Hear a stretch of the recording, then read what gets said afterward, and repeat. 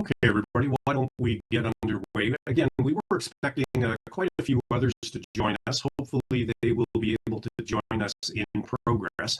But let me begin by saying good evening, everyone, and welcome to this City of Mississauga virtual engagement session for Parking Matters 2.0, an initiative to refine and improve the delivery of parking in the city, including implementation of the recommendations in the parking master plan that was completed back in 2019.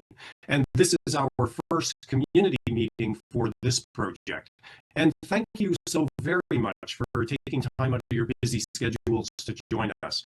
I know that there's a lot of things that compete for your time and your attention, your interest in this initiative, and of course, your interest in the ongoing vibrancy and the success of your community and of Mississauga as a whole is greatly appreciated. Now, I do a fair bit of this kind of work, and it's my personal belief that people who, like yourselves, who take time out of your busy personal and professional lives to contribute constructively to matters of civic and community interest are always most deserving of our collective gratitude and respect. So thank you again for joining us, and I look forward, as I'm sure to you, to a very constructive and productive session. Now, for those of you whom I've not yet met, my name is Glenn Pache. I'm the head of a firm called GLPI, and it's my pleasure to serve as the independent facilitator for the meeting. So again, it might be important for you to know that I am not an employee of the city, nor am I an employee of any of the transportation or engineering consultants who've been retained to assist with this parking initiative. My role is simply to facilitate the session, and the only bias I bring to the meeting, if I can call it a bias, is toward achieving the best result for us all, and that's what I will set out to do. Now, I'll introduce a few others in a couple of minutes, but before we go any further, let me share a respectful land acknowledgement. This meeting is being hosted by the City of Mississauga, and we acknowledge the lands which constitute the present-day City of Mississauga as being part of the treaty and traditional territory of the Mississaugas of the Credit First Nation, the Haudenosaunee Confederacy, the Huron-Wendat, and Wyandot nations. And we recognize these peoples and their ancestors as peoples who inhabited these lands since time immemorial. And the City of Mississauga, as you know, is home to many global Indigenous peoples. And as a municipality, the City of Mississauga is actively working towards reconciliation by confronting our past and our present, providing space for Indigenous peoples within their territory to recognize and uphold their treaty rights and to support Indigenous peoples. And we formally recognize the Anishinaabe origins of our name and continue to make Mississauga a safe place for all Indigenous peoples. Okay. So what is this session all about? You'll hear more about this later, but really simply put, Mississauga is in the process of refining and improving the delivery of parking within the city with a view to meeting the evolving needs of the community as it grows and as conditions change. And Parking Matters 2.0 will take into account various city policies and priorities and will help realize future aspirations. Now, the process has a number of components and phases. In today's session, that is our first city virtual session on the project, our focus is on introducing the initiative and getting valued community input on a number of things, including issues and opportunities. And by the way, you can find information about Parking Matters 2.0 on the city's website. You can simply go to yoursay, that is YOURSAY, yoursay.mississauga.ca, then simply select Parking Matters 2.0. So again, you'll see that through the chat as well as I've just shared it verbally. You can also complete a survey there that explores a number of important topics, and I really hope that you will avail yourselves of the opportunity to do that if you have not done it already. Now, there are a number of objectives for the meeting tonight, and they are reflected in the session agenda, which is as follows. We're obviously in the opening remarks component right now. In a moment, I'll introduce some of the key team members that you'll be hearing from this evening. We'll also hear briefly from city staff, who will share some opening observations. And by the way, thank you to any of our elected officials who may be joining us this evening, both for their interest in our topic, but also for their ongoing valued service to the community. Now, I'll also provide a bit of information about how you can participate in today's online meeting and cover a few housekeeping items. Then we'll invite a representative of the Arcadis IBI group, that is the firm that is working with the city on the initiative, to share an overview presentation covering a number of things. And you see some of them on screen, but we'll talk about why we're talking about parking in the first place. There'll be an overview of what the Parking Matters 2.0 initiative is all about, and why it's necessary, and why it's important to the city, and the important role that it plays. We'll hear about the project objectives and background, and some of the work completed to date. There'll be an overview of various topic areas. So we'll hear about things like parking permits and lower driveway boulevard parking and technology and so forth, including some contextual considerations to help inform our discussion. And then sprinkled throughout the presentation will be some key findings from a review of parking-related policies and approaches that are used in other jurisdictions. And of course, we'll talk about next steps and ways to stay engaged in the process. At the end of the presentation segment, the team will be addressing questions of fact or clarification on our topic, and they'll also be taking any comments you might want to share. And the project team will address as many questions as there is time for this evening. And of course, the team commits to posting any responses to questions that we may not get to during the session. And we'll also outline the range of opportunities available to you outside of this meeting for you to provide questions, comments, and ideas. Again, you're not limited to just what's going to happen over the next hour and a half.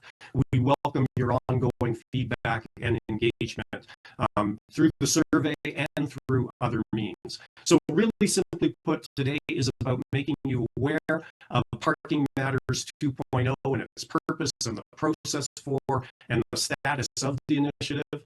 It's about fostering information exchange and getting your value-adding input, comments, thoughts, ideas, and it's about sharing next steps and how you can remain involved. Now, before we go on, a few words about the nature of this WebEx session. And I know some of you may use WebEx all the time. For others, this might be the very first time you're on this platform. So first of all, please note that this meeting is being recorded. And aside from providing a record of the session, the recording may be posted on the city's website for people to watch who perhaps may not have been available this evening.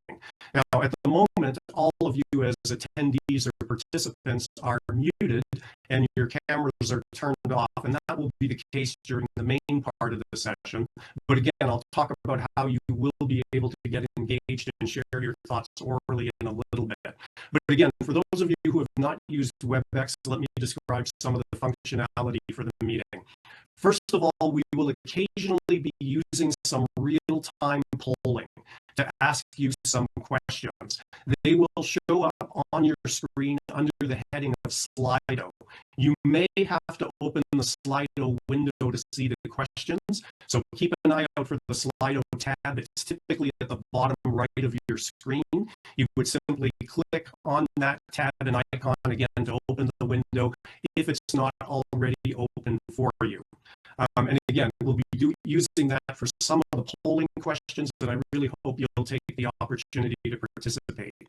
Second, later in the session, following the presentation, we'll be taking your questions and comments, and there'll be two ways you can share them.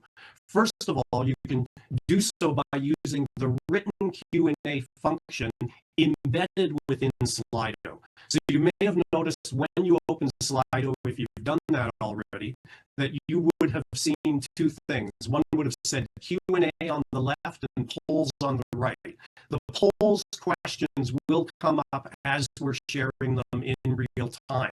But if you want to avail yourselves of the written Q&A option, again, that's on the left slide once you've opened the Slido window, and it's embedded within Slido.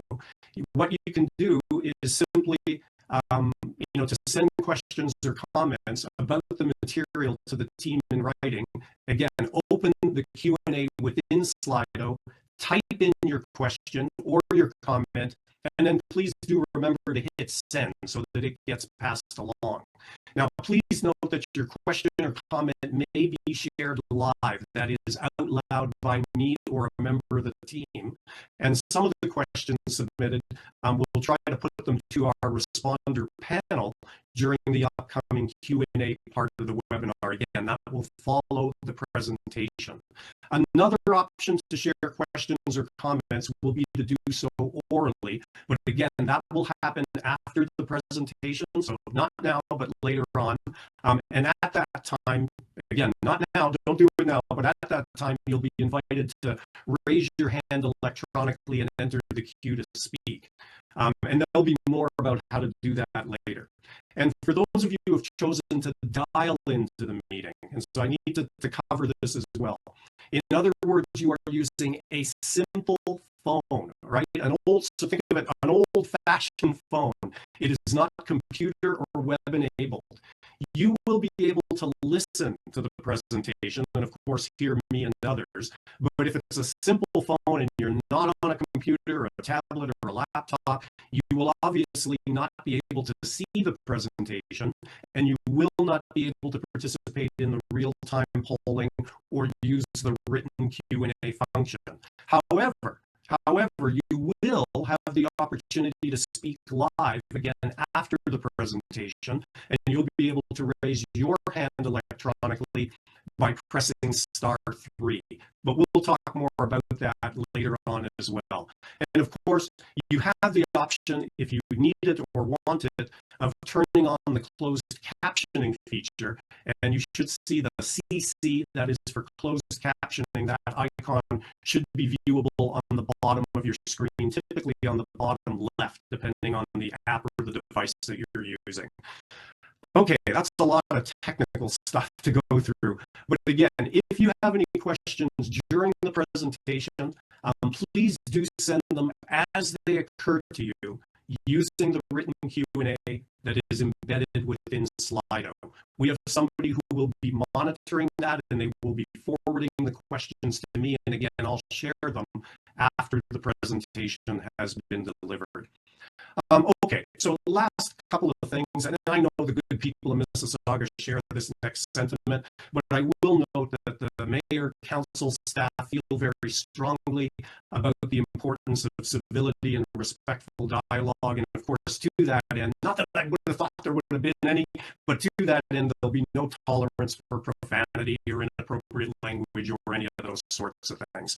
So let me take a moment now to introduce just a few key team members that you'll be hearing from this evening, either as presenters of information or as potential responders to your questions and comments. And I'll begin with two folks from the city of Mississauga. And first of all, we have Brenda Peterson, who is the project manager for Parking Matters 2.0. And Brenda, I know you wanted to just share a few words of welcome and perhaps a couple of observations. Over to you, please. Thank you, Glenn. My name is Brenda Pearson, as Glenn alluded to, and I would like to first of all thank you guys for taking time out of your busy schedules to come to this meeting.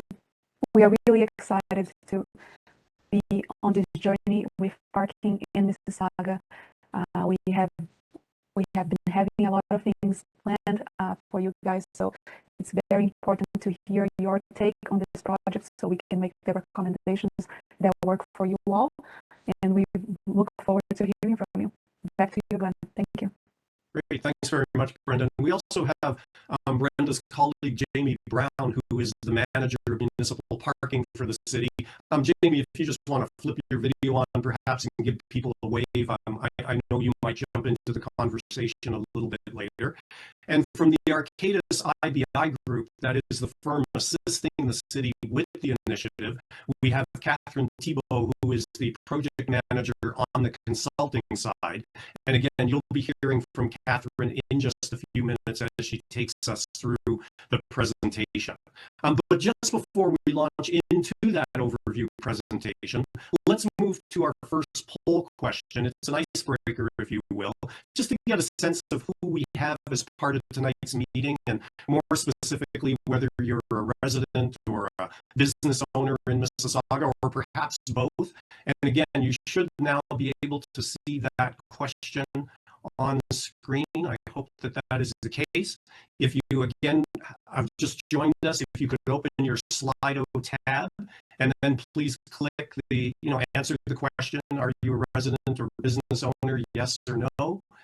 If you would be so kind to do so, and then remember to hit send as well, so that that goes through. And we'll just give people another 10 seconds before we draw this to a close, and we'll see who we've got with us. Okay, another 5 seconds. Okay, if I could ask our technical manager to close that poll up now. So just looking quickly, it looks like about 9 in 10 of you, almost 90%, are either a resident or a business owner in Mississauga, and just over 10% obviously are not. So thank you again, everybody, for joining us. That is much appreciated, and we're very pleased to have you with us. So, given that time is of the essence, let's move to sharing some of the core information about Parking Matters 2.0 and covering the range of items I mentioned earlier. And I'll invite, again, Catherine Thibault from the Arcadis IBI group to take us through the material. I mentioned earlier that we would have some periodic polling questions to get your thoughts. They will be integrated throughout the presentation, so I will jump back in at those points to assist Catherine with the questions. But Catherine, over to you to take us through the material. And everybody, welcome again. Great to have you join us. Thank you for the interest in this topic. Catherine, go ahead, please. Thank you, Glenn, and thank you everyone for joining us this evening. I'm very excited to be here with you today. So my name is Catherine. I am an associate manager in transportation planning for Arcadis IBI Group and the project manager supporting the Parking Matters 2.0. So let's start with a little bit of background and talk about why we're here today. Why are we talking about parking?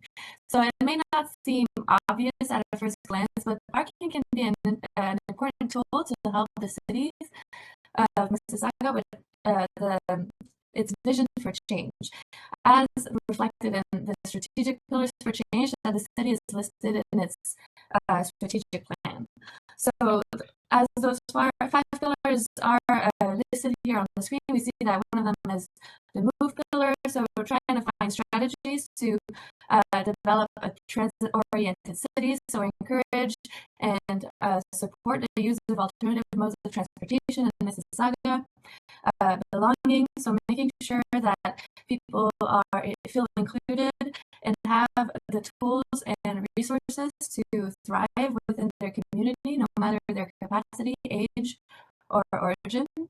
Connecting, so connecting people, connecting places, connecting neighborhoods through in Mississauga. Prospering, so again, looking at processes and services to make sure that businesses and individuals can grow within the city. And then finally, green, so looking at sustainability and making sure that the way we plan our city and the way we grow together is as sustainable as possible.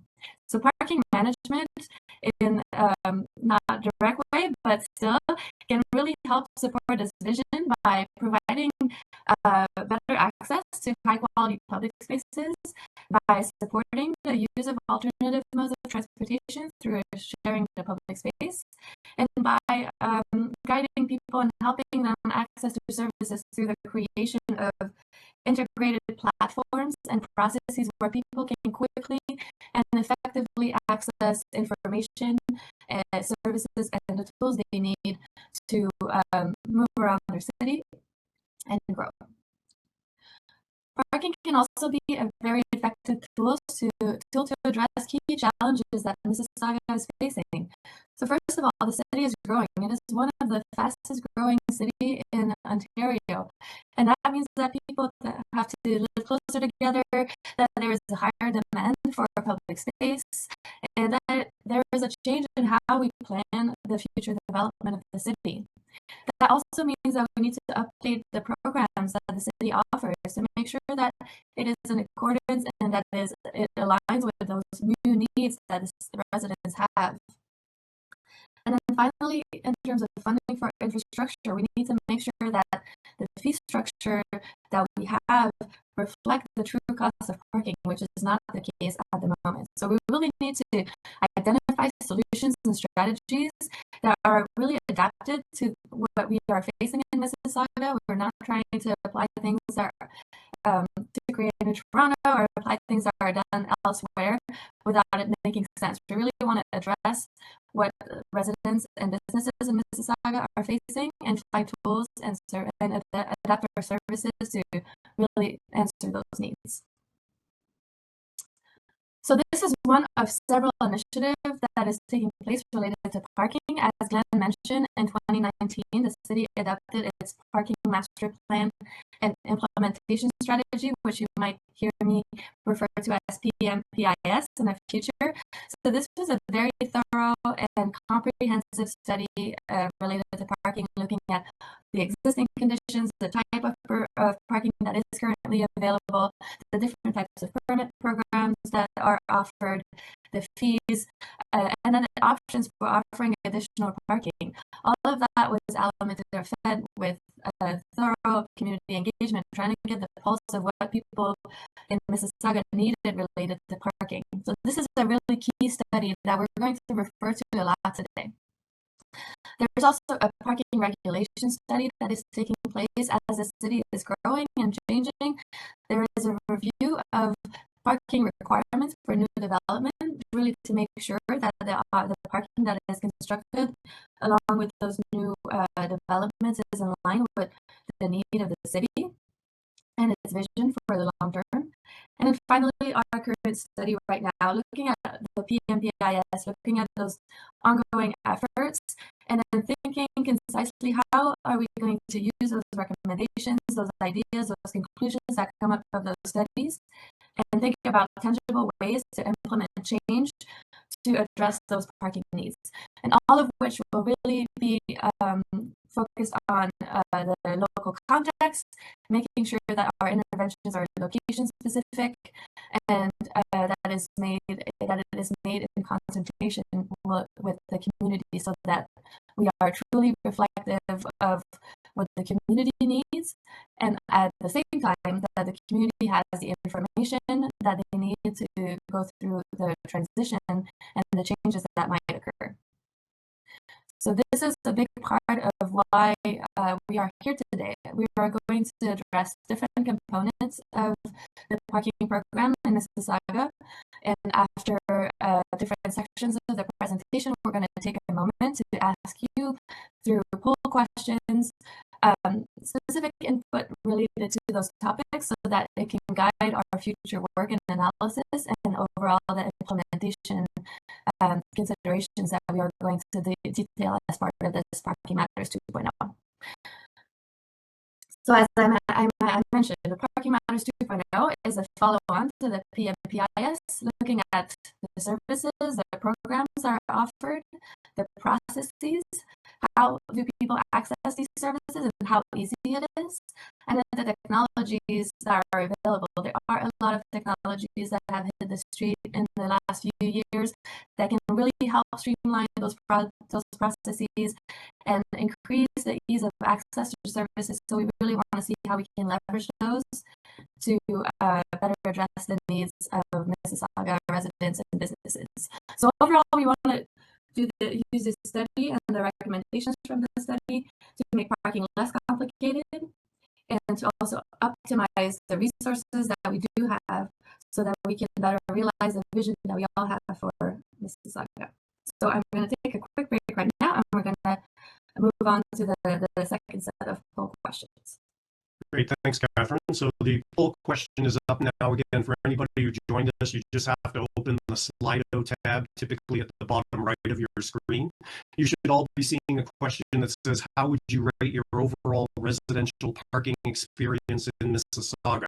Would that be poor, fair, good, or excellent? Again, if you could select one of those and then remember to hit the send, that is, click the green button at the bottom, so that the results go through, and we'll leave that open for a moment for you to do that. And by the way, everybody, we recognize that this is not a statistically reliable survey. We're not, in our polling tonight getting a sense of what everybody in the city thinks or believes. This is just giving us a sense of what you, who are part of this meeting, are thinking, and some of these results can be combined with what's being done in the larger survey as well. So we'll leave this open again for maybe another 5 or 10 seconds. So I think we've got most people in now. Okay, I'll ask our technical manager to draw things to a close. So the response that was selected by half of you, 50%, is fair. So your parking experience for half of you is fair. We've got another quarter saying excellent, and then about 12-13% each saying poor or good. So clearly the experiences are across the board here. And of course, part of this initiative is to try to make those parking experiences better for everyone. And Catherine will talk more about that as we get into other parts of the presentation. But thank you again, everybody, for participating in that poll question. Catherine, back to you. Thank you, Glenn. Okay. So the first topic that we want to talk about today is parking permits. So as you most likely know, the city currently is offering different types of permit for different specific needs throughout either temporary residential parking to commercial, industrial, or accessible parking for people with different mobility limitations. So what we heard as part of the PMPIS process is that currently the application process for either one of those permits is fairly confusing. There are several departments that manage different kinds of permit, so the process isn't the same every time, which can lead to mistakes and having to do it again. And overall, people don't always know where to go and how to proceed. People also, from what we heard, want to be able to park overnight and for longer than 5 hours on the street, which in most cases in Mississauga is not currently allowed. And finally, people don't want to have to worry about parking when they go to places, when they go to events, and then when they come back home. They want to know that there will be space available no matter where they go throughout the day. So what we're working on as for the parking permits is looking at the current permit types that are currently offered. Do they address those needs?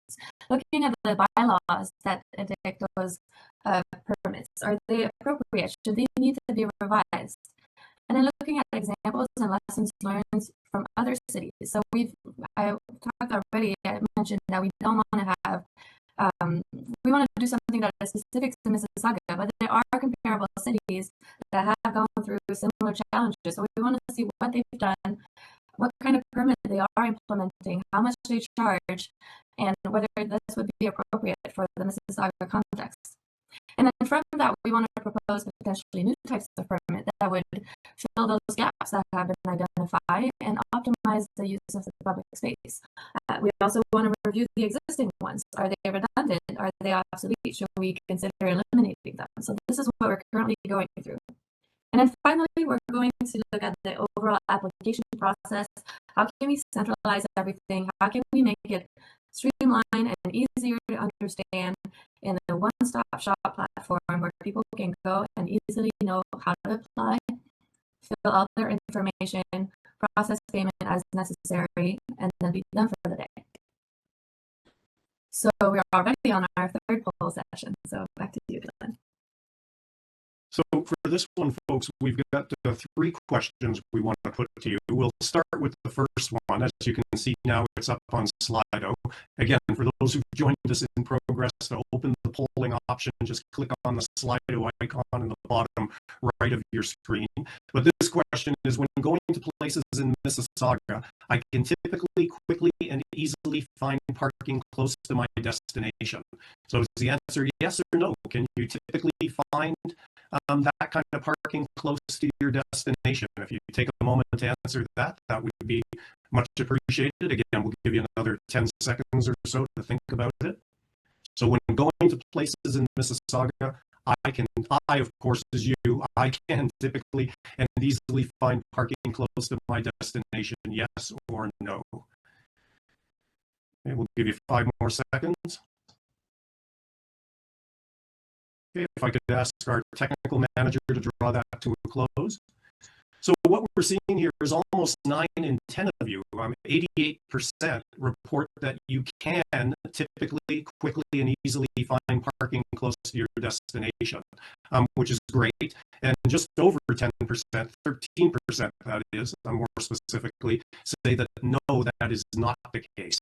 So let's do our second question now. Again, we're going to do 3 in total here. So we'll get the next question up for you. So the question is, would you be in favor of implementing on-street parking permits? And you can select all that apply. So, would it be in high-demand neighborhoods where parking is hard to find, or B, for residents who need to park, one or more, park one or more than one vehicle overnight on the street, or everywhere in Mississauga, and so forth. So I'll let you take a moment to look at those different answer categories. Again, select all that apply and then hit send. And this one, I'll give you a little more time because it takes a minute to read through all of them.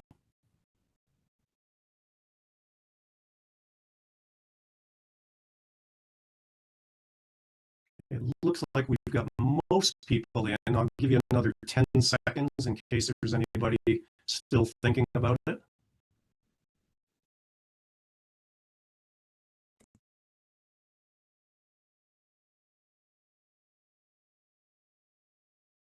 I saw a few more go. Okay, I'm going to give you another 5 seconds just to make sure that people have adequate time.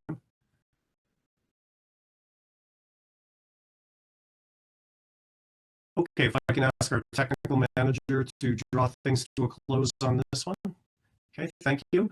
So again, which of these would you be in favor of in terms of on-street parking permits? Half of you have said everywhere in Mississauga. Just over 10% have selected each of the other items. So I won't go through them all. So half are saying everywhere in Mississauga, and just over 10%, in fact, it's 13%, are saying yes to each of the other items. So thank you again for doing that. We have one more for you here before we go back to the presentation. If we could put that question up now, please. Okay, so would you be in favor of requiring households that need to park more than one vehicle on the street overnight to get a paid parking permit? So would you be in favor of that, yes or no?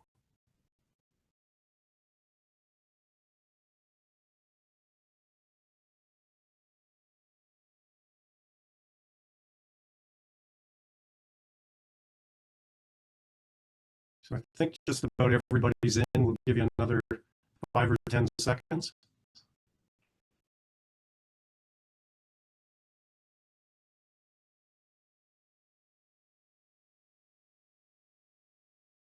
Okay, if we could draw that poll question to a close.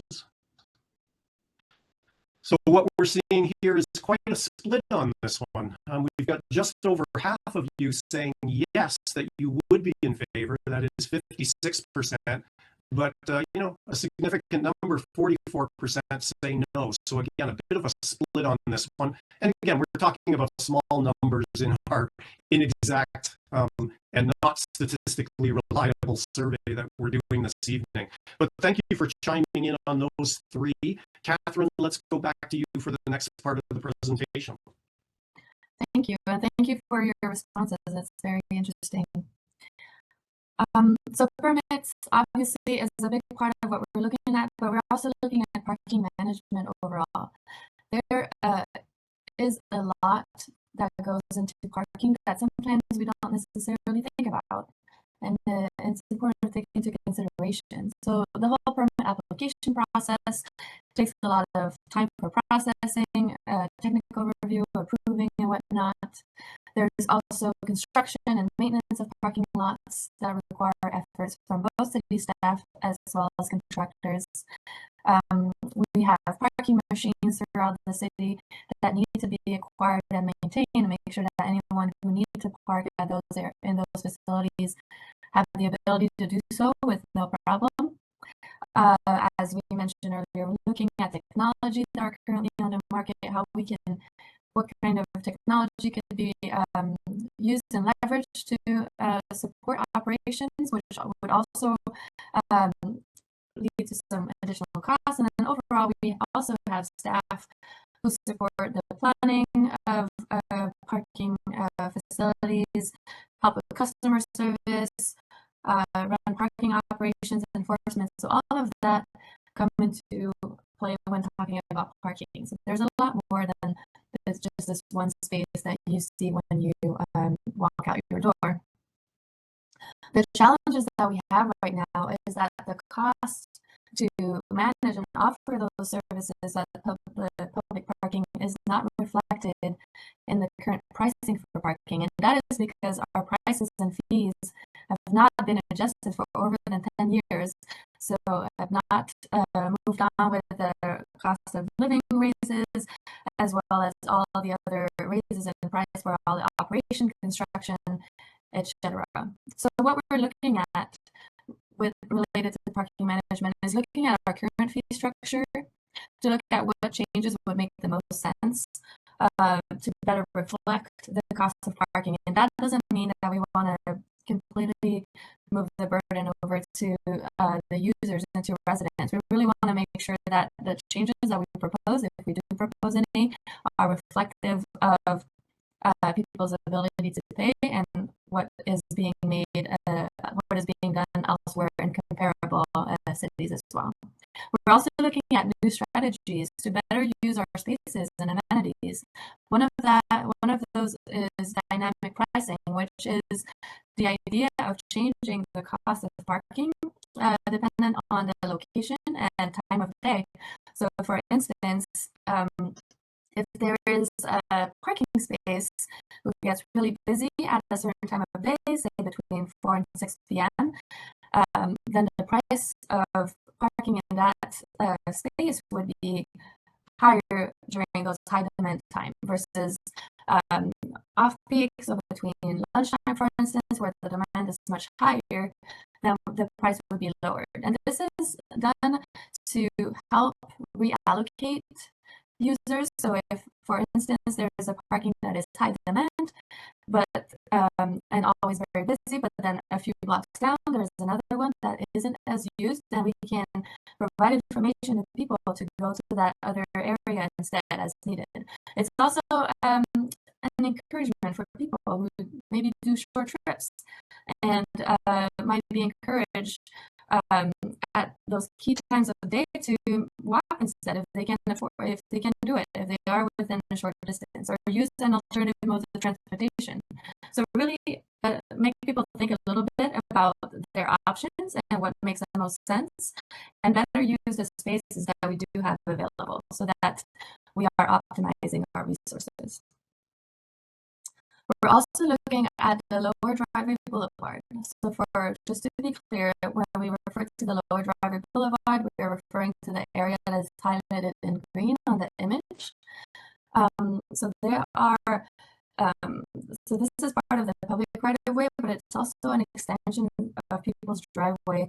So it's not an area that is officially allowed for parking. However, there has been petitions, or there is a process to allow people to park in their lower driveway boulevard as long as they are within certain characteristics in terms of size. So if the lower driveway boulevard is big enough to accommodate their vehicle, and making sure there's no encroachment, for instance, on the grass portion of the boulevard or on the sidewalk.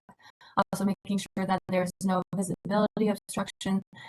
So there are options for some of those properties or those areas to allow for lower driveway boulevard.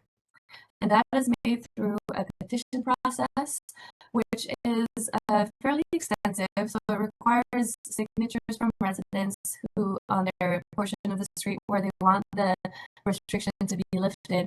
Some of those steps have been lifted as a result of COVID, but most of them are still in place. So you need to gather signatures from residents on your street and then submit the application, which would then be led into a technical review, and then a questionnaire would be mailed to homeowners. And then if the majority of the respondents are in support, then the restriction would be lifted, which would then lead to a revision of the bylaw that prohibits parking in the lower driveway boulevard. So this is a fairly lengthy process that has been led to amendments of the bylaw. So it has been amended over 150 times since 2001 to accommodate lower driveway boulevard, which really suggests that there is a need or there is a demand for people to park in that space. We see here on the map the areas where it has been authorized, so where people can currently park in the lower driveway boulevard. But it's also been observed that in other areas where it is not currently authorized, people still park in there, and then they are subject to fines and complaints. So this is the situation as it is currently related to lower driveway boulevard. So what we've heard and what we've seen through those maps, those petition processes, and then the observation of other people parking where it is not currently allowed, is that people overall feel like it should be allowed everywhere where it is safe to park in the lower driveway boulevard. And right now, the process to get this restriction lifted is fairly cumbersome and lengthy. So what we are working on is looking at those bylaws related to lower driveway boulevard and how we should revise it to address that need and make it possible for parking to happen everywhere. And then looking at those strategies that would support the safe implementation of parking in the lower driveway boulevard. So really making sure that those restrictions that are currently in place are adequate and comprehensive enough that they address all possible situations. And then providing the information necessary to residents to understand what is possible, what are those restrictions, and how can they park safely in those specific spaces. So again, back to Glenn with the next set of questions. So I'll ask our technical manager to put it up now. Catherine has provided us with some important context to inform your thinking about this one. But the question is, would you be in favor of allowing households to park in lower driveway boulevards that are within the requirements specified by the city? And again, the possible answers are yes or no. If you'd kindly take a moment to answer that, that would be much appreciated. So again, are you in favor of allowing households to park in those lower driveway boulevards? We'll give people a moment to do so, and then we'll share the results with you.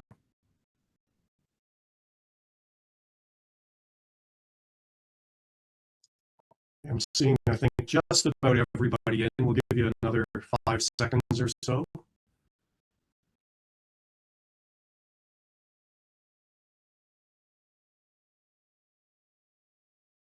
If I can ask our technical manager to draw things to a close on this one. So what we're seeing is 3/4 of you are saying, yes, you would be in favor of allowing households to have that kind of lower driveway boulevard parking.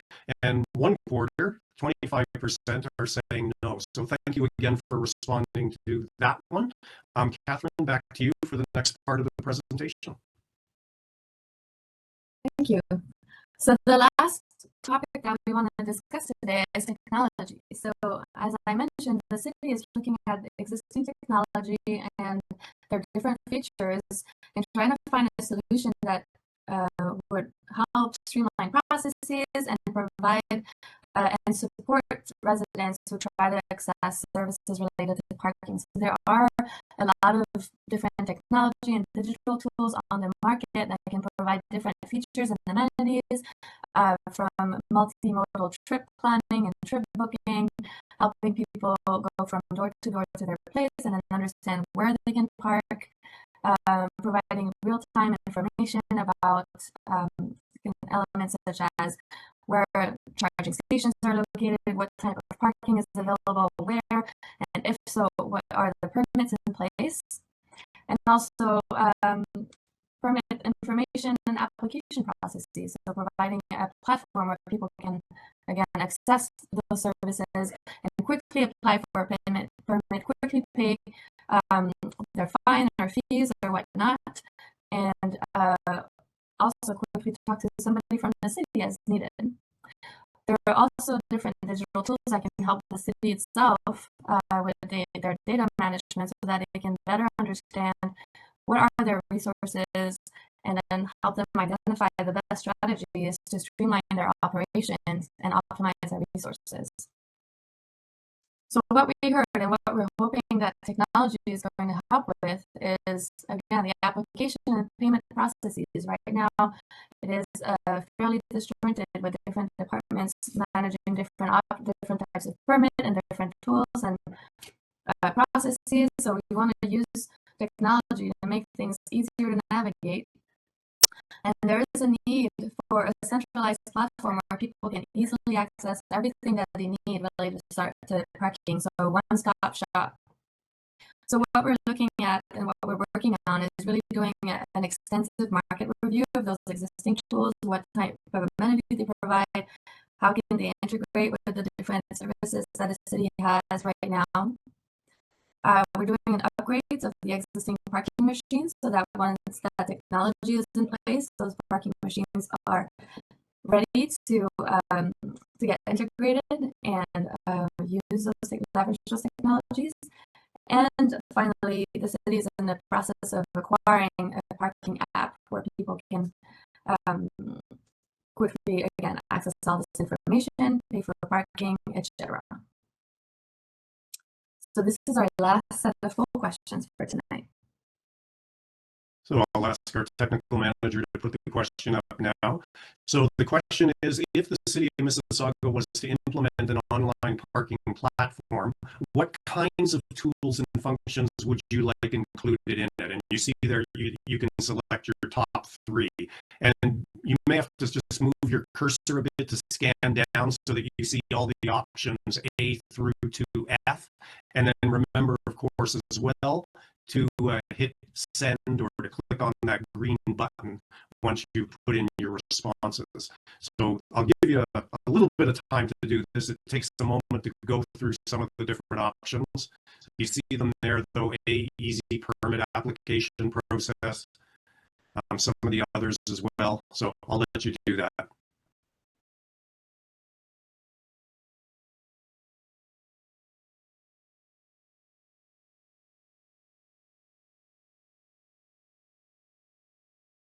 I think we've got most people in, but again, you might be thinking about your top 3, so we'll give you another 10, 15 seconds or so.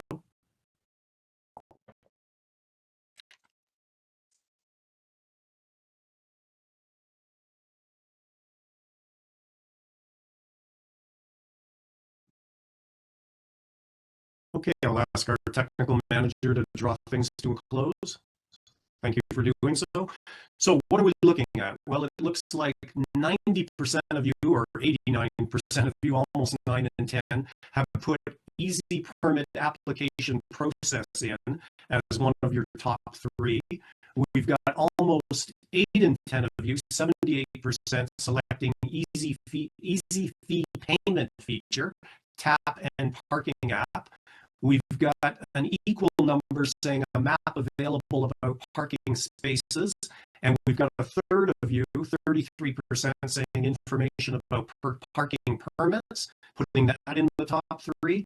And about 1 in 5 of you, 22%, putting live chat with customer service.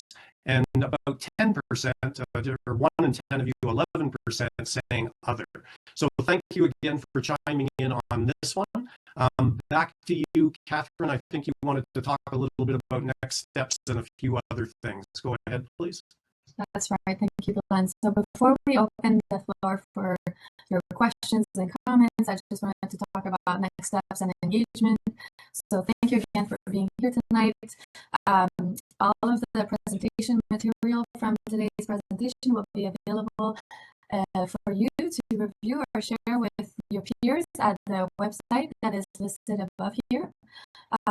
You also are invited and encouraged to fill the survey that we have that is live and that will stay open until the end of the week, so on December 9th. We really appreciate your input and your feedback, and will really guide our analysis and help us in the development of our recommendations, Smart Parking Matters 2.0.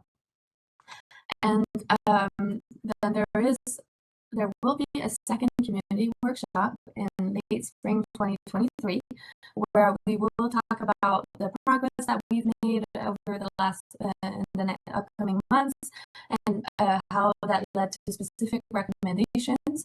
So please stay tuned and join us again in the spring. There is also an email that is available to you if you have any question. I will drop it in the chat. It is parking.matters2@mississauga.ca. So if there is any questions or comment that you may have that you would feel more comfortable sharing over email, please use this email address. And I think that's it for our next step. We are ready to talk live and have questions and comments. Great. Thanks, Catherine, and thank you very much for the informative overview presentation. And for those of you who joined us in progress, you've been listening to Catherine Thibault from the Arcadis IBI group that is working with the City of Mississauga on the initiative. And my name is Glenn. I'm serving as the independent facilitator for today's session. And thank you again to all of you for participating, both for your interest in the topic and for the questions that have already been provided. And we'll get to them in just a couple of minutes. So we've heard a bit from the city. We've heard from their consultant team. Now it's time, as I mentioned, to hear from some of you. And just before we start to do that, I'll note that the city has 2 more questions to which they would like to get your responses. Now, these are open-ended questions, so there aren't response categories, but your answers can very much help inform the shape of the Parking Matters 2.0 initiative outcomes. So in this portion of the meeting, we'll pose the questions and invite your responses both through the poll, so you can answer them as poll questions, but we'd also invite you to respond orally to them if you would like to do so.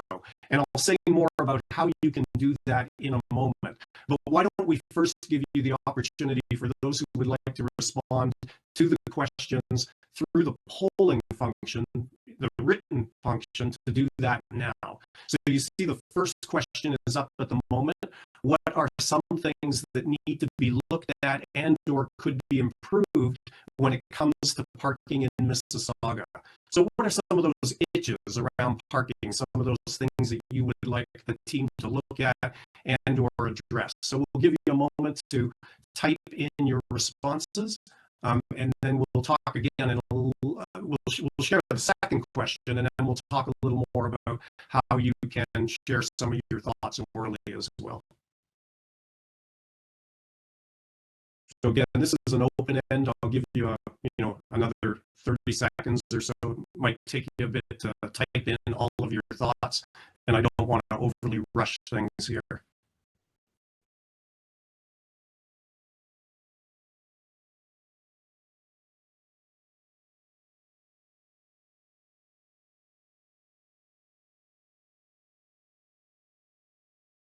And again, please don't forget to hit send, to click on that green button once you've inputted your answer.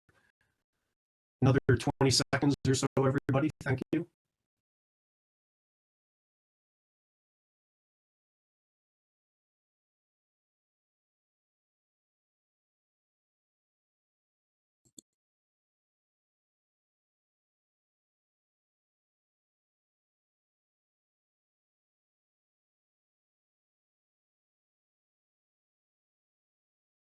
About 5 more seconds. So if you want to add anything, quickly do so now.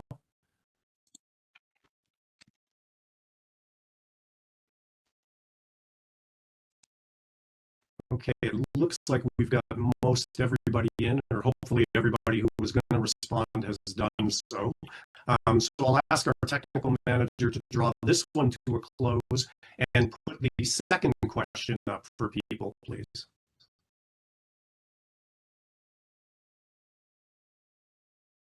Okay, so the second question is up now. What is the one thing we could do, we being sort of broadly the city, what is the one thing we could do to most improve parking in Mississauga? Is there one big thing that you would say, to Brenda as the project manager, Brenda, if you did nothing else, do this, whatever this is. This is an opportunity to share that with her now. So what is that one thing you wish we could do to most improve parking in Mississauga?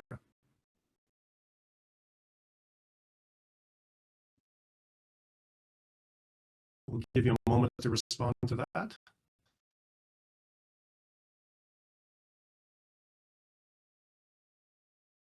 Again, just a gentle reminder, don't forget to hit that green send button, to click on the send button to make sure your response comes through. So what's that one thing we could do to most improve parking in Mississauga?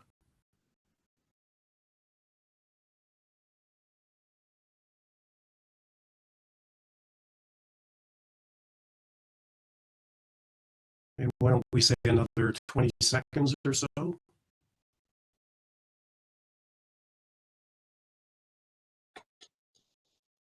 Great, we've got a number of you who've responded already. Terrific. We'll give the others just a little more time.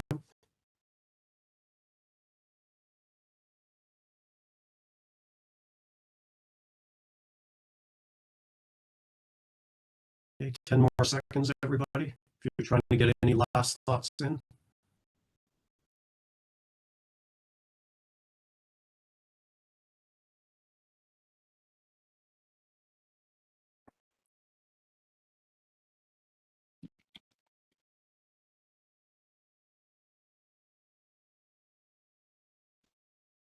Okay, I'll ask our technical manager to draw that one to a close. So thank you again for responding to those questions in writing. Again, some of you may prefer to share your thoughts orally, so let's talk a little bit about that. You can share your thoughts in writing using the technique that we've just used, right? You can use the Slido Q&A. You've also used the Slido poll, so I won't go over that again.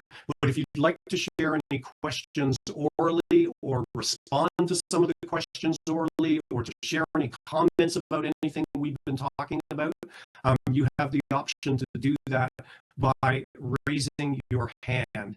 And let me again, just for those of you who may not be familiar with this, let me just outline the options available to you. If you've joined by computer or a tablet or a smartphone with screen capability, you can raise your hand by clicking the raise hand button that again is typically found at the bottom of your screen. It's usually near the middle.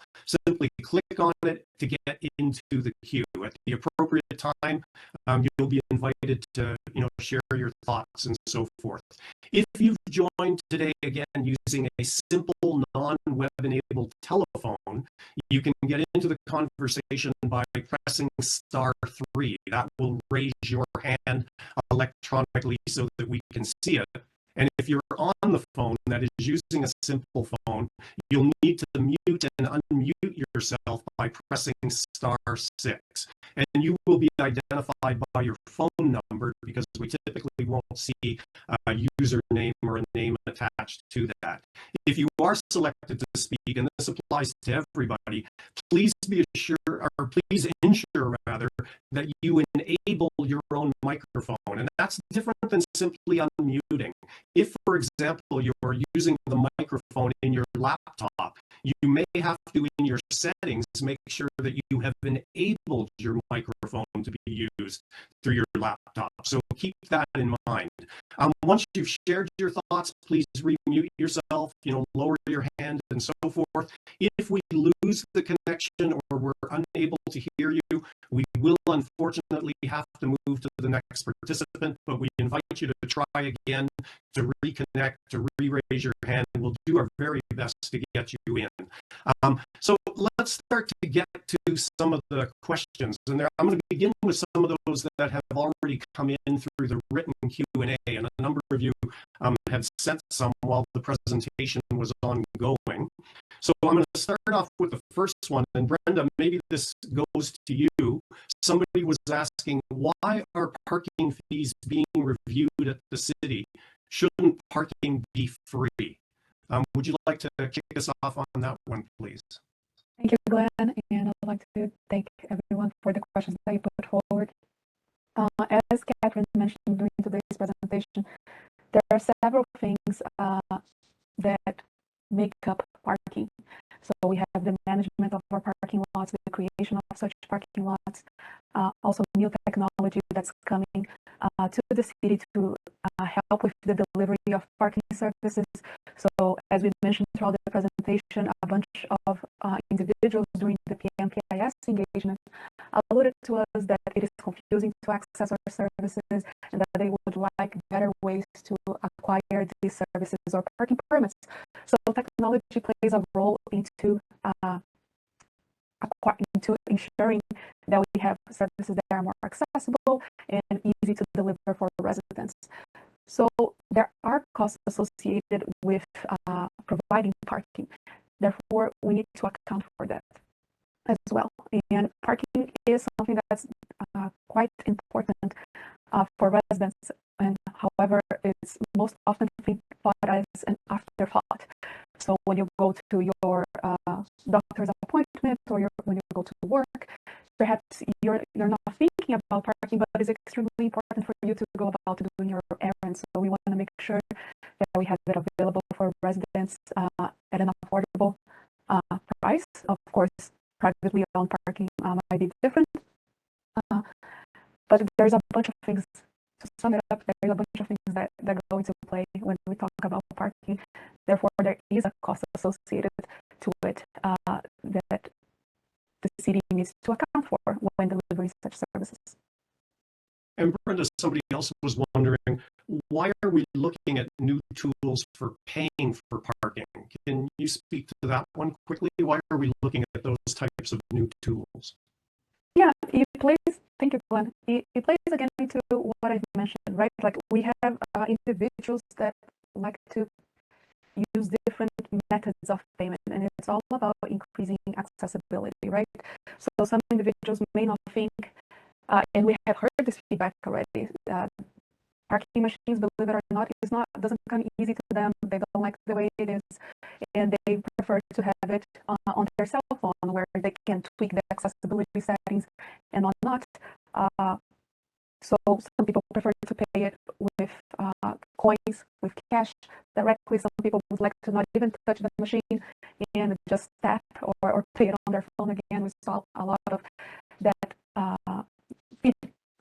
feedback during COVID with individuals not wanting to touch anything for health concerns. So it's all about increasing customer service and with that accessibility as well. That's why we're looking into different methods of payment. Okay, and I'm going to come to some of those who've raised their hands in just a moment. Somebody was asking, I'll address this one, how many people do we have joining us this evening? The numbers aren't huge. We've been fluctuating sort of in the 15 to 20 participants range. So again, the numbers aren't big, but we really do appreciate those of you who've taken time out of your schedules to join us tonight. Brenda, one more for you before I go to the raised hands. Someone was asking or saying, I understand why someone cannot block the sidewalk. I guess they're talking about parking in the lower boulevards. But what does it matter if, or why does it matter if the car overhangs the grass area of the lower driveway boulevard. Can you respond to that? So why does it matter if the car overhangs the grass? Thank you, Glenn, and thank you for, not sure who, but thank you for putting this question forward. That's actually a quite interesting question.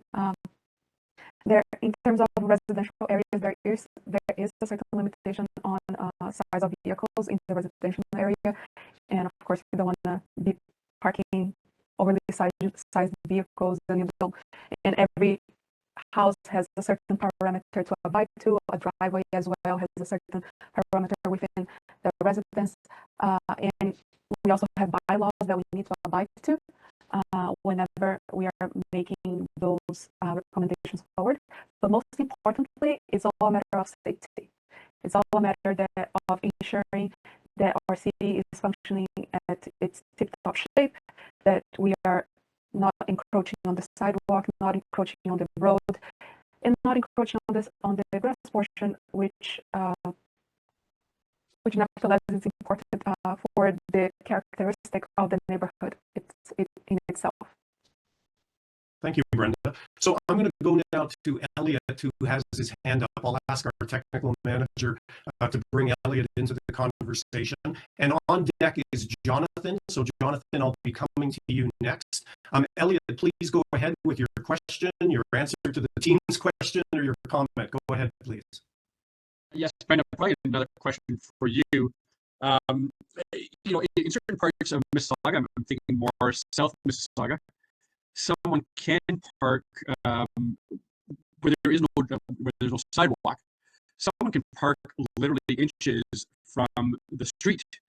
They can park at the very end of their driveway, and they're able to park there. No ticket is issued there.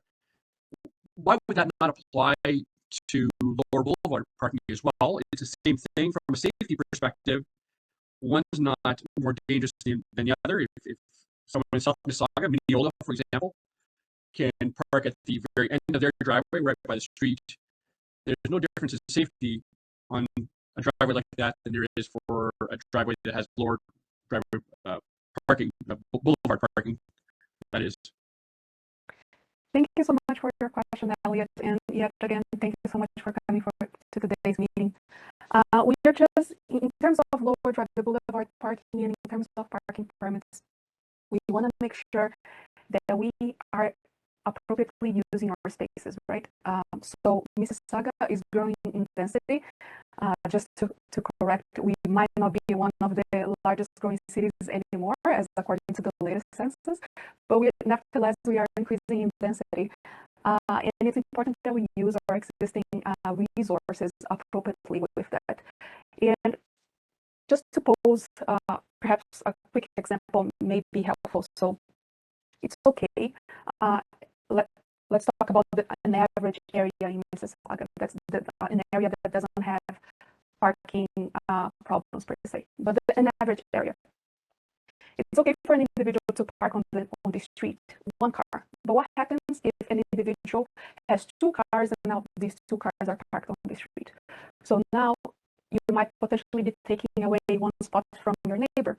So you would agree with me that there's some level of management that is necessary in terms of that. Hence why parking permits are an important tool for us to action to ensure that everybody has an equitable access to an available resource that is communal across the city.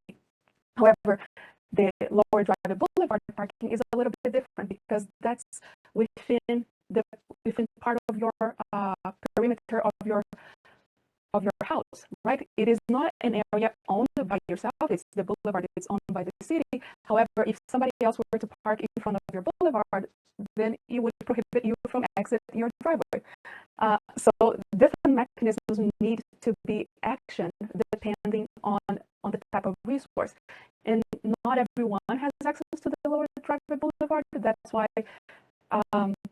we have to put a little bit different rules of engagement for each type of parking. I hope that answers your question. Thanks, Brenda. So I said that Jonathan was next. We'll go to him now. Jonathan, please go ahead whenever you're ready. And by the way, everyone, I will go back to some of the questions that were also provided in writing. I'll kind of intersperse them with those who have raised their hands.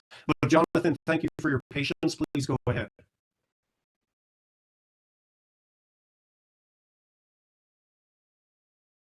Jonathan, are you there? We cannot hear you at the moment.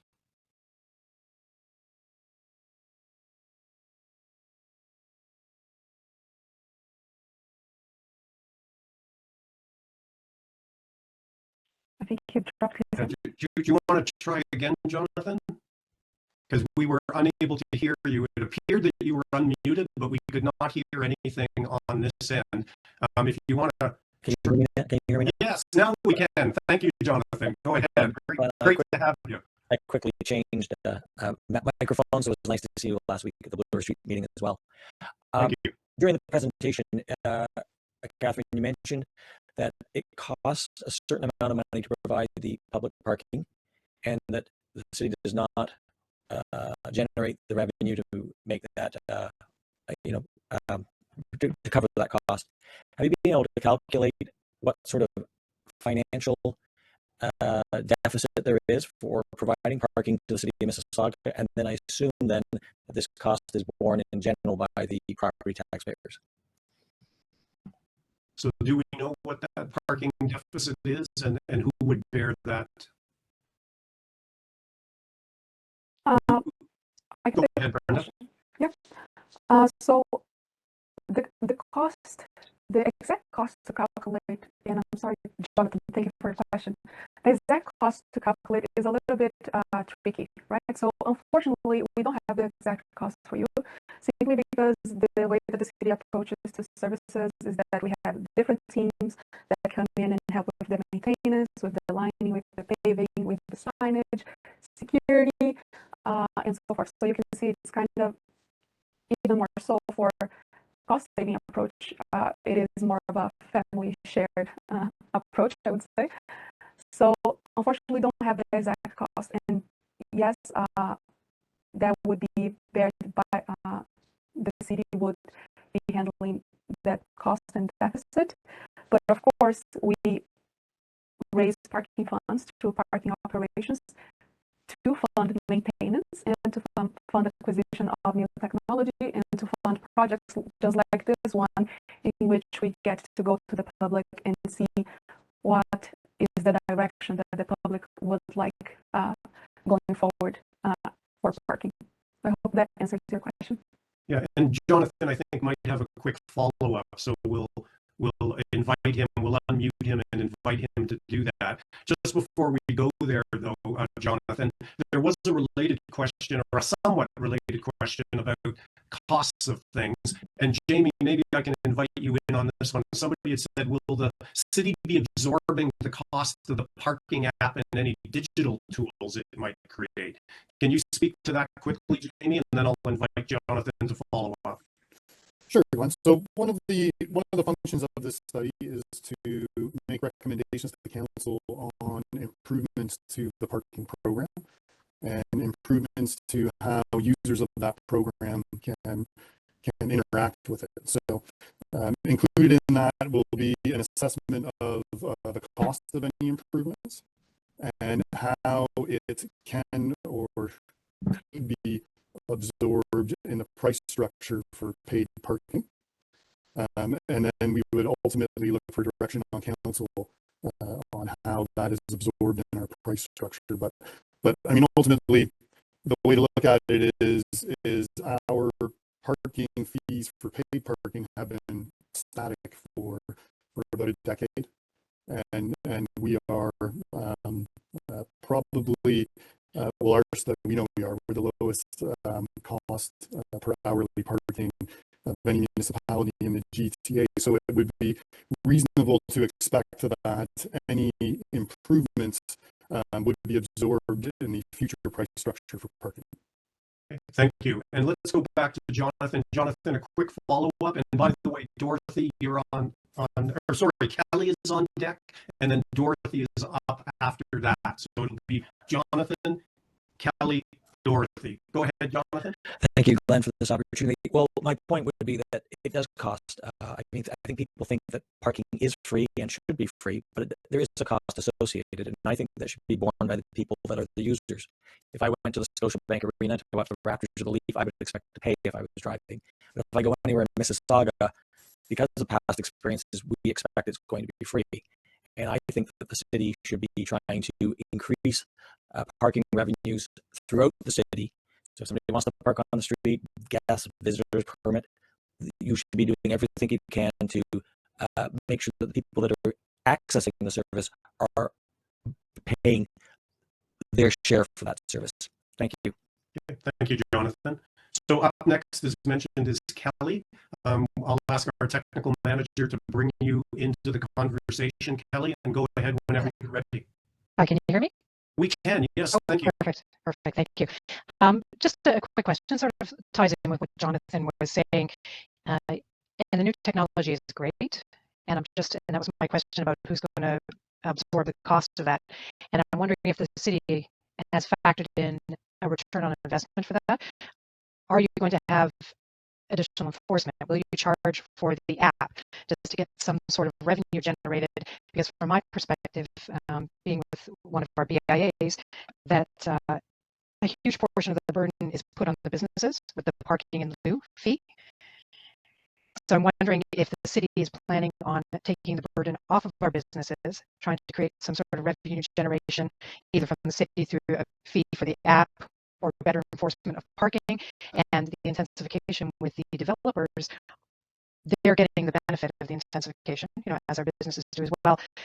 Are they going to take on some of the burden of the parking as well and get this off of our businesses? Well, let me invite Jamie and or Brenda to jump in here. Any response to Kelly's questions? Thank you for those. Thank you, Kelly. So the payment in lieu of parking program, which is for those on the call that aren't familiar with it, is connected to the zoning requirements for parking under our development bylaws. That system isn't included within the scope of this study, but it is something that, apart from Parking Matters 2.0 study, that we would love to hear more about and have a discussion about. So please contact my office and we can set up a discussion about that offline. But the costs associated with new technologies and new systems that we would employ around the paid parking program, part of the mandate of this project we're undertaking here is to give council the full picture of what those costs would be and to provide them with the scenario of the price structure that would need to be employed to accommodate those costs. So we're not going into this study looking to not cover the cost of improving the paid parking. I stress that the paid parking program. Our intention is to provide that full picture to council, and that would include everything associated with it, whether different enforcement is required, whether different technology is required, and then we would provide them with a selection of recommendations that they would provide us with guidance on which ones to enact. So part of this, yes, is any improvements we would look to include in our pricing structure, but ultimately we look to council to approve our recommendations and give us the direction on how to implement those. Okay. And Kelly, I think you got a quick follow-up. Go ahead now before we go to Dorothy. Go ahead, Sure. Kelly. Just as a point of reference, looking at this before, Oakville has put in this type of technology where they have sensors in the parking spots and people can find out where the parking is available, and they've turned it into something that actually generates revenue with enforcement. So it might be something to take a look at. Great. Thank you, Kelly.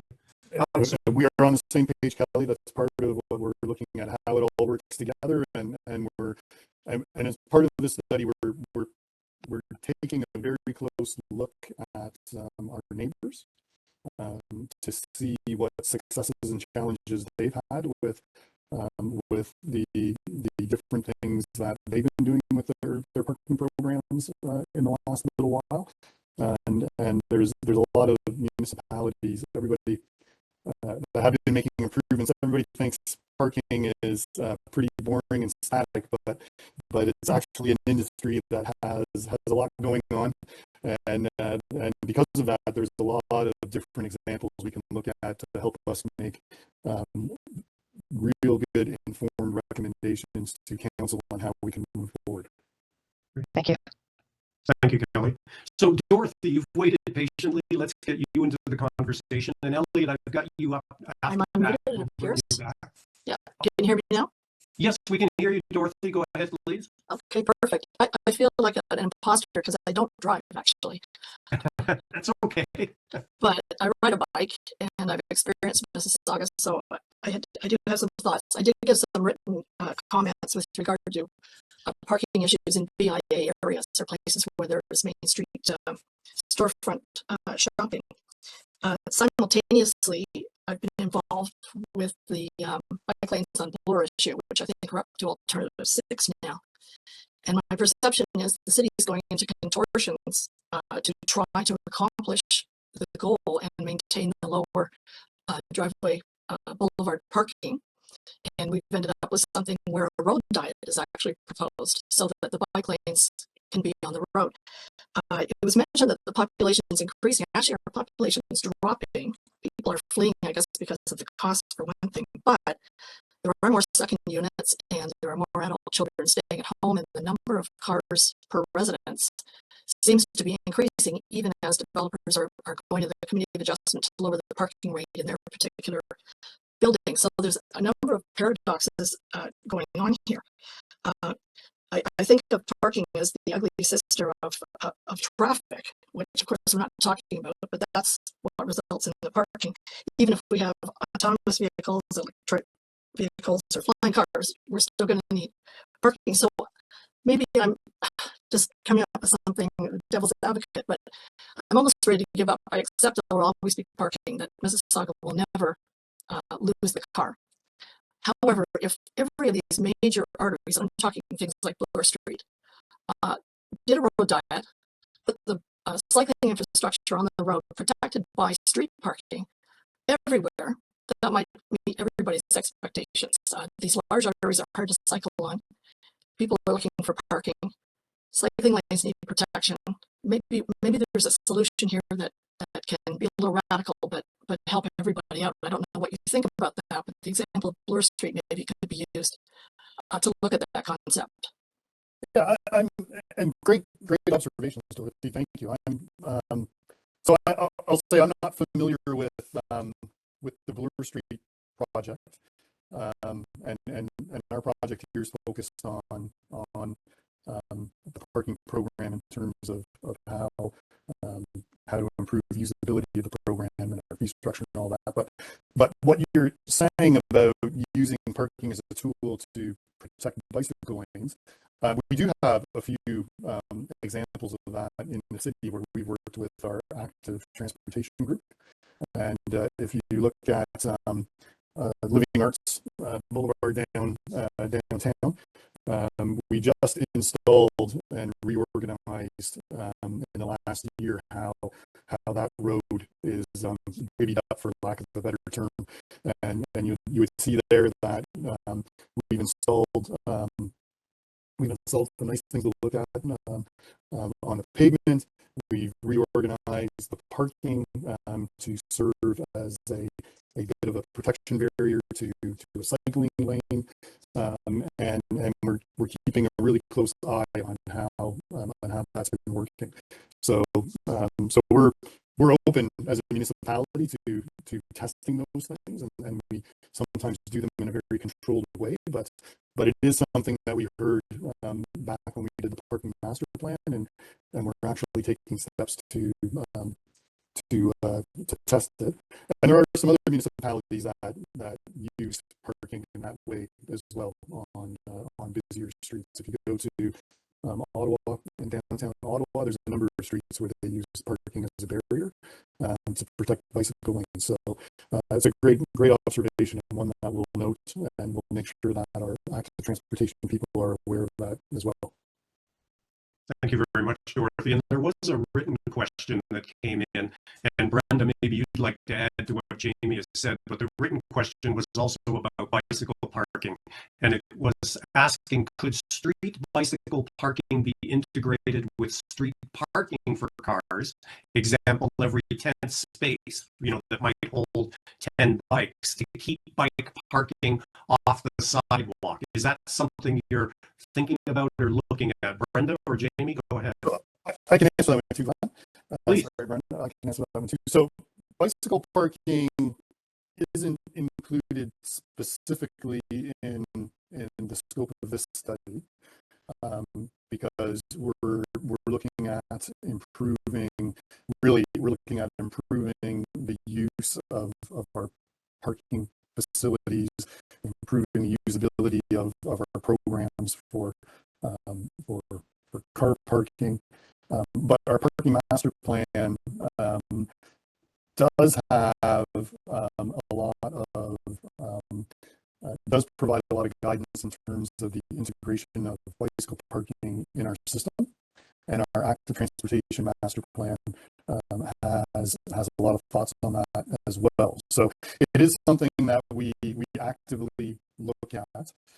There may be some challenges with the areas where we have paid parking on street, because they're usually much busier corridors. So there may be some challenges with integrating bike parking on the street in those areas.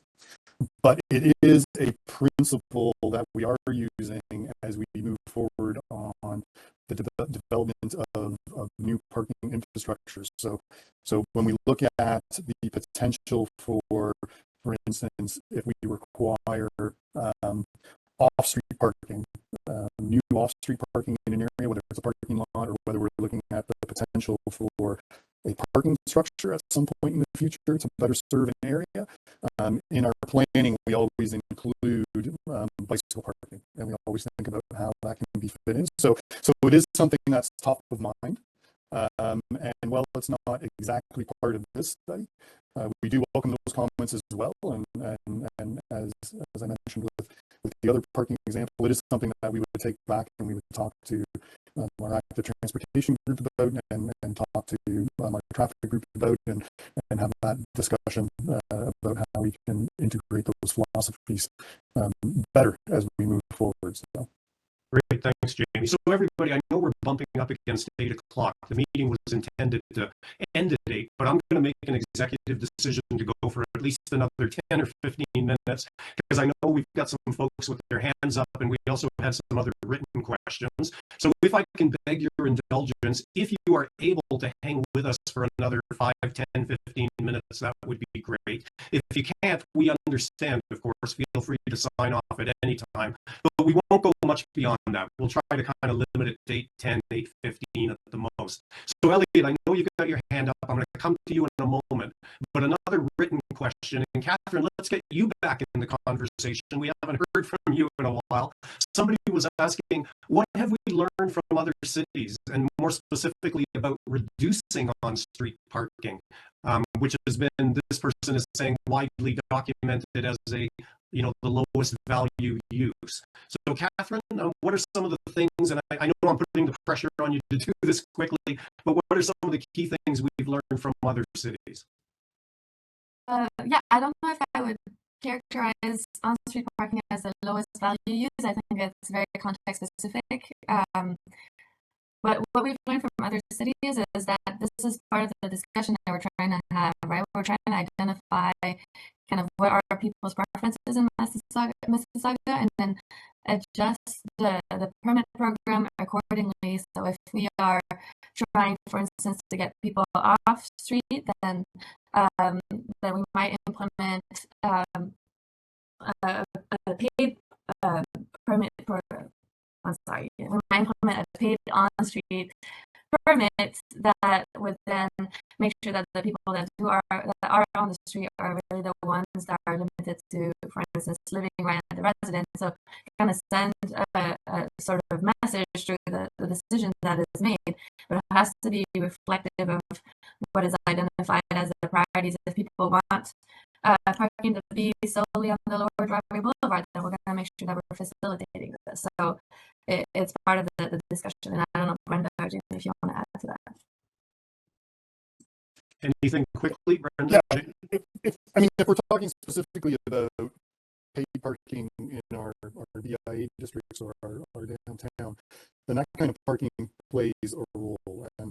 And most of those areas have current, we call them at the city, inspiration, and then you insert the name of the area there. So inspiration for credit would be an example where we're really, it's the master plan vision for the area.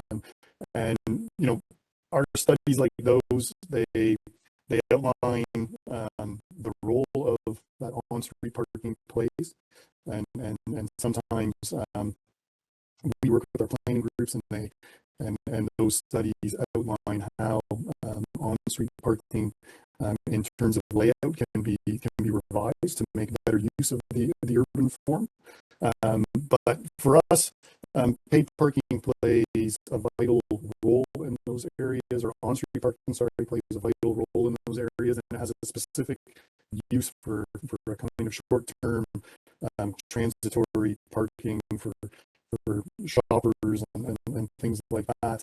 And then we have our longer-term parking that we try to accommodate off-street. So we try to mix the two together. And I know I've done a great job of providing a whole bunch of separate kind of mini answers there. But I mean, I encourage you, if you'd like to discuss it more, to please contact our office, and we're available to have those discussions apart from this session as well. Thanks, Jamie. So just to finally add to Jamie's point in terms of the value of on-street parking, I know, contrary to the popular belief, although we are part of municipal parking, it is not our intention to have the city be paved by parking, right? We are all about ensuring that the city can move at a healthy pace with several modes of transportation, that being transit, that being the car, or that being bicycle or pedestrian walk. But even in cities where transit has a high uptake, like for instance Toronto, with a high percentage of people taking transit, we are not talking, even so, we are not talking about everyone using transit. So there are still other methods of transportation that people utilize, and for the city to keep moving, we got to make sure that we have this available to our residents' disposal. thank you. So I've got two folks who have their hands up right now. That's Elliot and then to Kelly. So I'm going to get those two in, and then there's one more question that came in through the written Q&A that we'll also tackle, and then we'll look to wrap things up. So Elliot, you've again waited patiently. Go ahead, please. Thanks, Wayne. Brenda, it's more of a follow-up to my earlier question about Lower Boulevard parking. And I thank you for your example of, if somebody parks on the street, then technically you could be impeding your neighbor, or they don't have a spot to park on the street, so on and so forth. So I get that. With the Lower Boulevard, we are a city that has more and more second and tertiary units in the home, and as such, or people, I think it was Kelly that mentioned, a lot of times adult children are staying at home longer, and as such, you can have 3 or 4 vehicles for any given home. And in order to accommodate that, what do we do? And that's where I go, like, Lower Boulevard parking, I don't see that as impeding anybody else in any way, shape, or form. As opposed to, like, street parking, yes, it could impede or take away from someone else parking there, not allow somebody to get out of the driveway or something like that. Lower Boulevard parking is strictly those people in your household. Yeah, you're absolutely correct, Elliot. You would be the owner of the residence.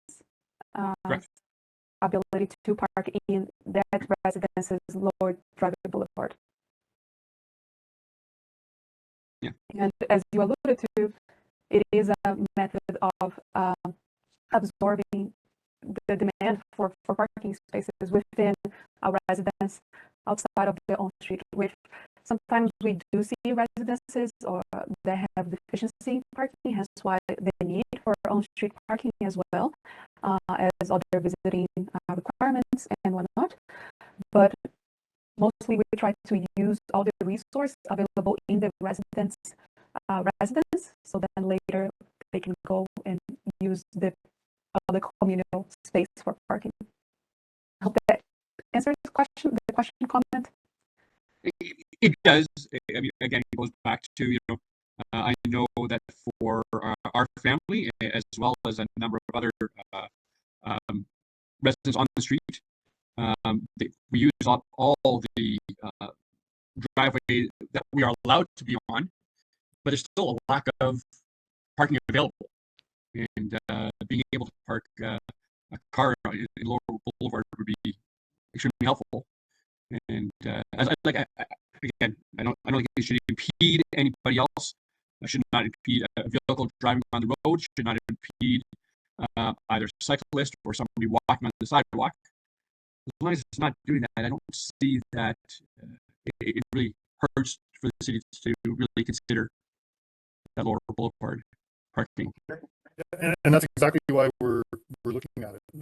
Yeah. For all the reasons you've stated, it's a good use of an area that is already available and can be used for parking. And it was one of the recommendations of our parking master plan, was to look at how we could, or if we could, activate that throughout the city for everyone. We currently have a program in place where that can be requested, and it requires a bylaw change, and it's a little bit onerous to go through to get that change on your streets. And we want to take a good look at it, provide an outlook to council about how it could work and how it would work for us, and then make the right recommendations around it. But for all the reasons that you stated, that's exactly why we're looking at it. Elliot, thank you very much for the comment and suggestion. Much appreciated. Thank you. Okay, so we've got Kelly. I'll give the last word to Kelly in a moment, but just before I go there, I promised one of the other questions from the written Q&A, and we may have sort of addressed this through the oral discussion, but I'll pose it nonetheless. Somebody was asking, is the city looking at taking the burden off of businesses and significantly reducing or removing the parking in lieu fees for businesses? And Jamie, I think you talked a bit about that, but is there anything more you wanted to add before I invite Kelly in for the last question or comment? Yeah, no, I'll just reiterate, Glenn, it's not part of the scope of this study. It's a little bit different of a thing, but it is something that, apart from this, that we are more than open to receiving thoughts on, and that those discussions may be something that turns into us looking at that program. So please, you can access. It's really easy to get a hold of anybody at the city. Just email me. It's just my name, Jamie. Put a dot in the middle, Brown at Mississauga.ca, and I'll respond, and we can set up a conversation. Great. Thanks for that openness and invitation, Jamie. Much appreciated. So I know there have been a few other questions that have come through the written Q&A. Please be assured that the team will be reviewing those and taking them into account. So don't worry if we haven't asked everything tonight. We'll make sure that that is captured. Kelly, I promised you quickly the last question or comment before we wrap up. Go ahead, please. We'll invite you back into the conversation. Thank you. No pressure for the last comment of the evening. Yeah, make it really good, Kelly. It's okay, because you reiterated it, my written and verbal comment about taking the burden off businesses. So I definitely have a lot of thoughts. I'll be reaching out to Jamie for sure on that. And just another question, wondering if the city is looking at, with intensification and the new builds, if when there are new businesses going on or new buildings going up, especially near the main street, has the city thought about requiring a certain number of parking spots allocated of their underground parking to either paid or free parking? Because our Port Street Market underground, there are allocated, I think, 43 spots for free parking.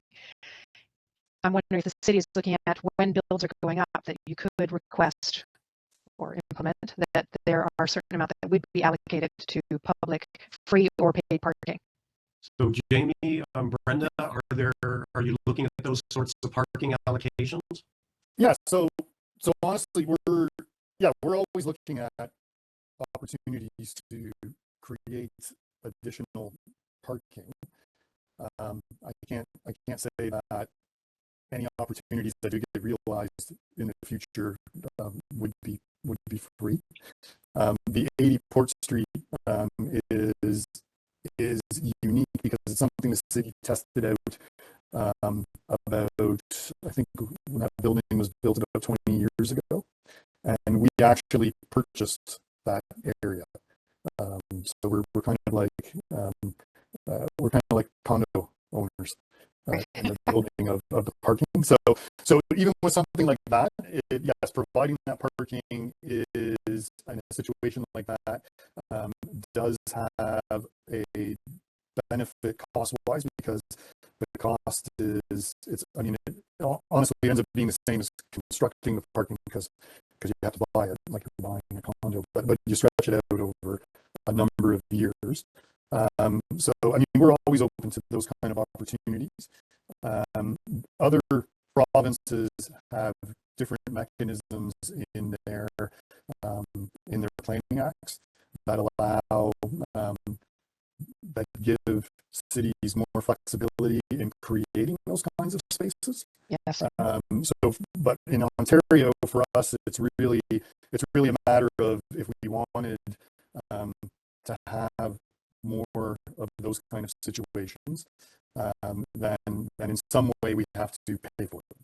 So whether we purchase the spots, whether we come up with some kind of partnership agreement, so they're not cost free, but if you read our parking master plan, which I encourage everybody to take a look at, it's great bedtime reading.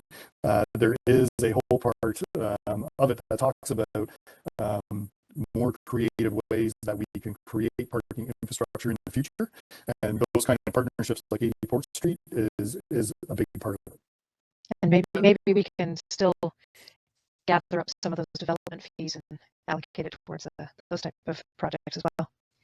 That would be fantastic for the province removed fees for parking from development charges. Let's not get going on that.